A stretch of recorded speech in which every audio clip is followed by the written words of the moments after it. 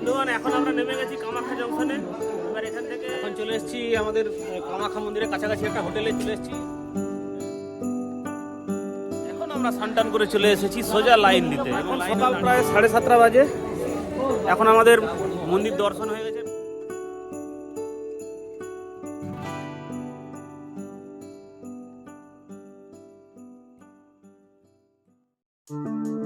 নমস্কার বন্ধুরা, travel with Sanjay চ্যানেলের নতুন একটি ভ্রমণ পর্বে সবাইকে আবার একবার স্বাগতম।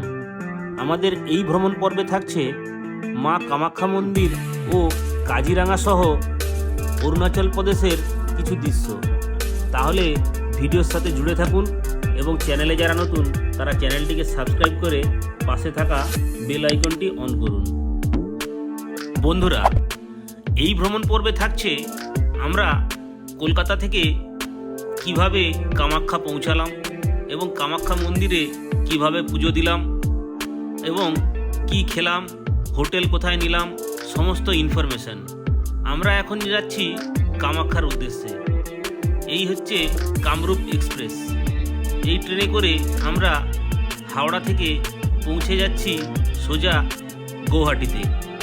যদিও গৌহাটিতে আমরা নামবো না, আমরা নামবো কামাখ্যা জংশনে, সেরকমই প্ল্যান রয়েছে। তাহলে ভ্রমণ পর্বে জুড়ে থাকুন এবং সঙ্গে থাকুন। আমাদের লাগেজ টাগেজ মোটামুটি পুরো ফুল রেডি, দেখতেই পাচ্ছ। তারপর আমরা কামাখ্যা জংশনে নামবো, নেমে কামাখ্যা জংশনে কিছু দৃশ্য দেখাবো। তাহলে ভিডিওটা দেখতে থাকো এবং চ্যানেলটা যারা সাবস্ক্রাইব এখনো পর্যন্ত করেননি তারা সাবস্ক্রাইব করে দিও, অবশ্যই করে দিও। বন্ধুগণ, এখন আমরা নেমে গেছি কামাখ্যা জংশনে। এবার এখান থেকে বাইরে বেরোবো, বাইরের দিকে বেরোই, বাকিটা পরে দেখাচ্ছি।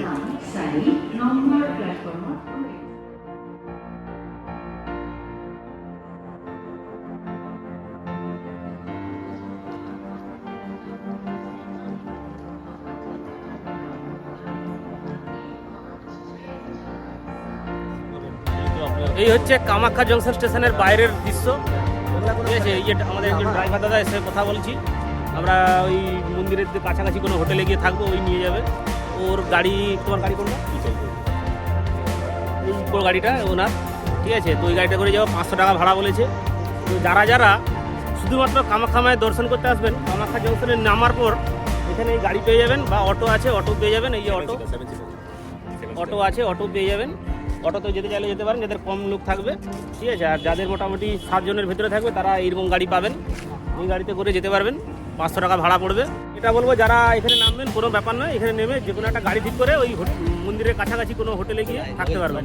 বাকিটা ওখানে গিয়ে বলবো, এখন গাড়িতে উঠবো, আমাদের লাগেজ ফাগেজ ওখানে আছে, নিয়ে আসি।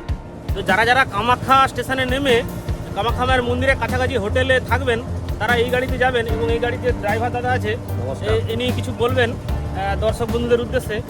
নমস্কার, আমার নাম জুয়েল বড়ুয়া। আপনারা যখন আসবেন গাড়ি পাবেন, 24 ঘন্টা গাড়ি পাবেন। আমাদের কাছে 7 সিটার গাড়ি, শিলং মেঘালয় যেখানে যাবেন গাড়ি আমাদের পাবেন। আর দালাল চোখে পড়বেন। ঠিক আছে, তাহলে শুনে নিলেন ওনার কাছ থেকে, কোনো অসুবিধা হবে না আশা করি। তাহলে এখন গাড়িতে উঠছি, এই গাড়িতে লাগেজ ফাগেজ তোলা চলছে, ঠিক আছে। গাড়িতে উঠে বাকিটা বলবো বা কীভাবে যাচ্ছি দেখাবো।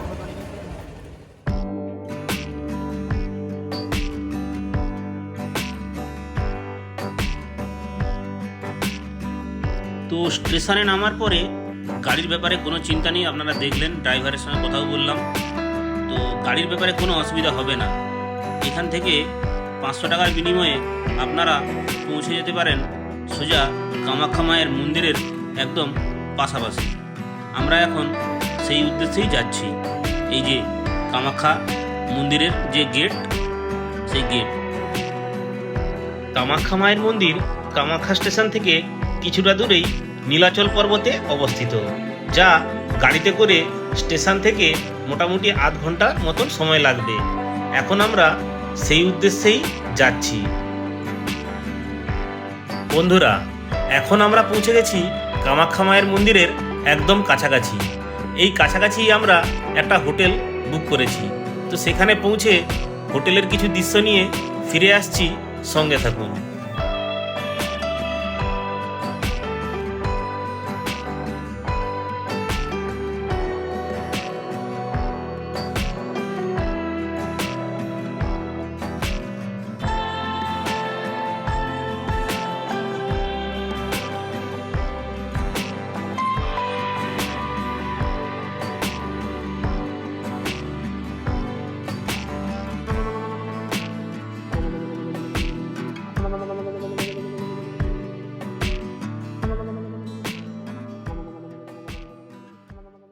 চলে এসেছি এখন হোটেলে।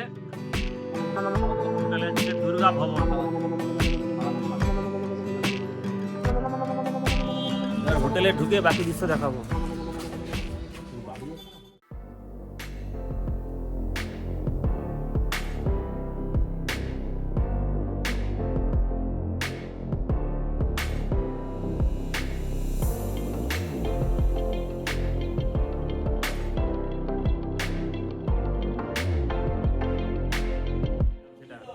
এই হচ্ছে আমাদের রুম।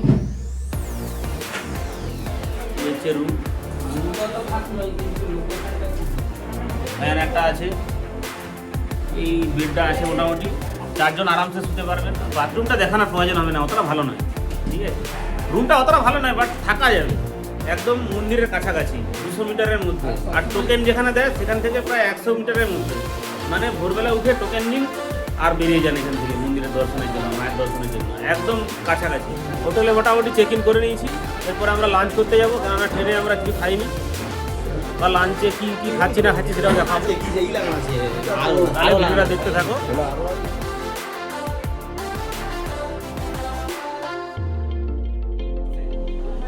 এখানে এসে মোটামুটি রাইস থালি অর্ডার করলাম, 80 টাকা করে পড়বে, ঠিক আছে। মেনু চারটাও আপনাদেরকে একবার দেখিয়ে দিচ্ছি, দেখে নিন।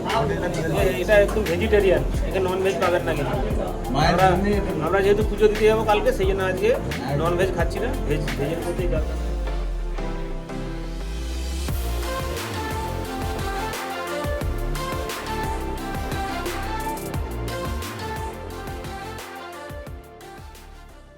আচ্ছা, ভেজ থালি চলে এসছে। কি আছে দেখাচ্ছি। রাইস আছে, ডাল আছে, এটা একটা আলু মটর দিয়ে সবজি আছে, আর এটা একটা ভাজি আছে, স্যালাড আছে, চাটনি আছে, আর এই পাঁপড় আছে, ঠিক আছে। এবার খেয়ে দেখি, তারা বাকিটা কেমন।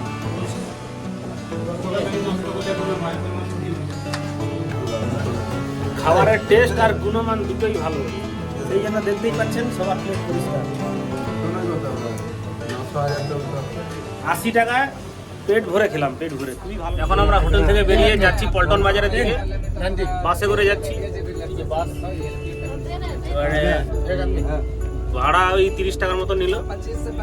পল্টন বাজারে গিয়ে ওখানে গাড়ি বুক করবো কালকে থেকে ট্যুরের জন্য। বাকিটা পল্টন বাজারে গিয়ে দেখাচ্ছি এবং ড্রাইভারের সঙ্গে কথা বলে কি জানা যায় সেটা জানাচ্ছি।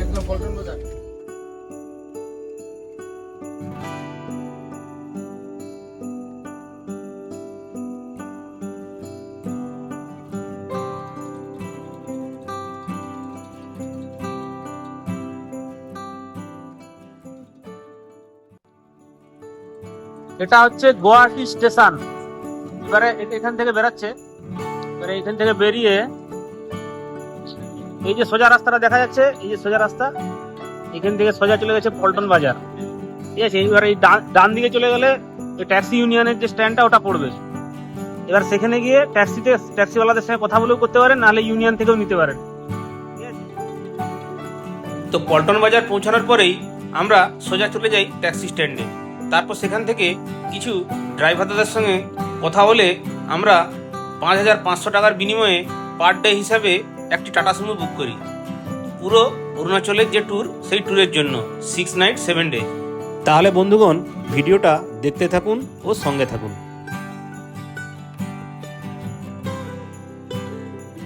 এখন পল্টন বাজার থেকে যাচ্ছি বাস ধরতে কামাখ্যা মন্দিরের কাছে যে আমাদের হোটেল আছে, ওই হোটেলে যাওয়ার জন্য। বাসের ভাড়া মোটামুটি 30 টাকা, রিজনেবল আছে। কি এই মুহূর্তে আমরা দাঁড়িয়ে আছি কামাখ্যা মন্দিরের যে গেট, সেই গেটের সামনে দেখা যাচ্ছে। ড্রাইভারদের সঙ্গে কথা বলতে বলতে আমাদের একটু দেরি হয়ে যায়, তাই আমরা ডাইরেক্ট যে বাস থাকে কামাখ্যা মন্দির পর্যন্ত সেই বাস পাইনি। সেই জন্য আমরা এই গেট পর্যন্ত একটা বাস ধরে চলে আসি। তারপর এখান থেকে আবার ছোট গাড়ি পাওয়া যায়, ছোট গাড়িতে করে 200 টাকার বিনিময়ে পৌঁছে যাই মন্দিরের কাছাকাছি আমাদের যে হোটেল, সেই হোটেলে। তো আবারও চলে এসেছি ডিনার করতে। ডিনারের মেনুটা আমাদেরকে ধরে দিয়েছে, ওই একই মেনু আছে। এবার দেখা যাক আমরা কি কি ডিসিশন নিই, কি খাই। ডিনারের পর আমরা এই দাদার থেকে কিছু টিপস নিয়ে নিই যে কিভাবে মন্দিরের দর্শন তাড়াতাড়ি করা যাবে। উনি আমাদের বলেন ভোর 3টের সময় উঠে যদি লাইন দেন টোকেনের জন্য, তাহলে 5টার সময় টোকেন দিলে 100-150 জনের মধ্যে টোকেন পেয়ে যাবেন।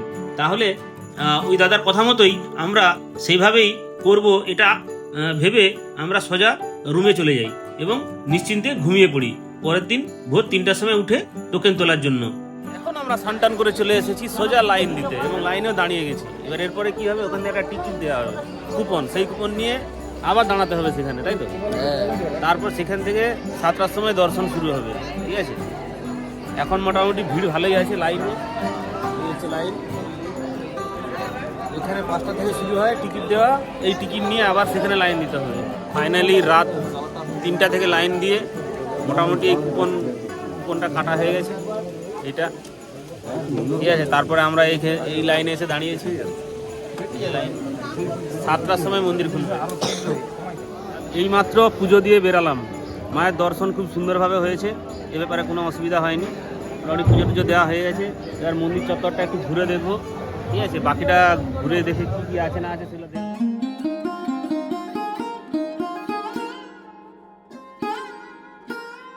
বন্ধুরা, এবার জেনে নেওয়া যাক মা কামাখ্যা মায়ের মন্দিরের সম্বন্ধে কিছু কথা। কামাখ্যা মন্দির ভারতের অন্যতম পবিত্র এবং গুরুত্বপূর্ণ হিন্দু মন্দির। মন্দিরটি আসামের রাজধানী গুয়াহাটি থেকে কিছুটা দূরত্বে অবস্থিত। কামাখ্যা মন্দিরের পেছনে আরেকটি গল্প আছে। এটি দেবী সতীর যোনির সাথে সম্পর্কিত, যেটি তার আত্মহননের পরে এখানে পড়েছিল। মন্দিরটি ইয়োনি স্থান নামেও পরিচিত। এটি আসামের অন্যতম পবিত্র স্থান এবং হাজার হাজার বছর ধরে এটি একটি তীর্থস্থান। এই মন্দিরের একটি ভূগর্ভস্থ অংশ রয়েছে, যেখানে একটি প্রাকৃতিক গুহাও রয়েছে। সেখানে কামাখ্যা দেবী থাকেন।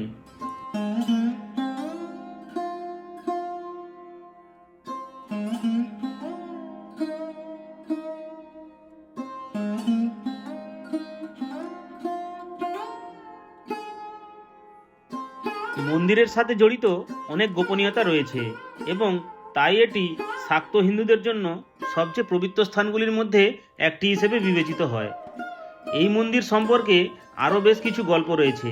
এটি তন্ত্র অনুশীলনের সবচেয়ে পূজনীয় স্থান এবং প্রাচীনতম শক্তিপীঠগুলির মধ্যে একটি। এখানেই কালচক্র ও তন্ত্রমার্গের শুরু এবং শেষ হয়।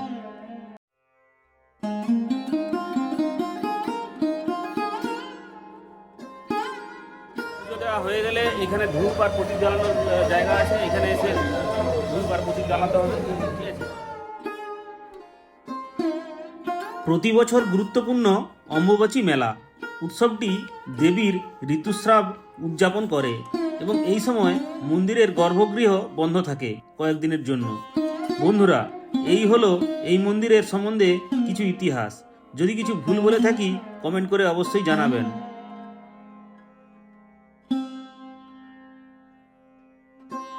এবার জেনে নেওয়া যাক এই মন্দির কখন খোলা হয় এবং কখন বন্ধ থাকে।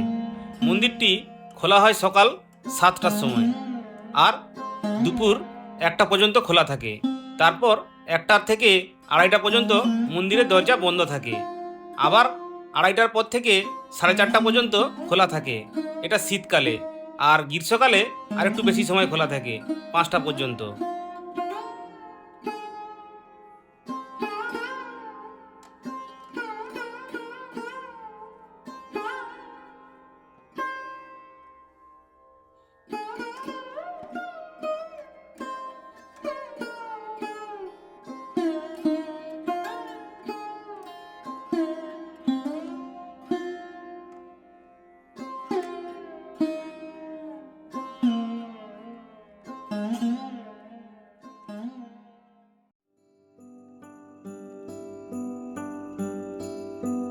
এই হচ্ছে আমাদের কলকাতা থেকে যে কামাখ্যা মায়ের মন্দিরের দর্শন, তার সম্পূর্ণ ভিডিও।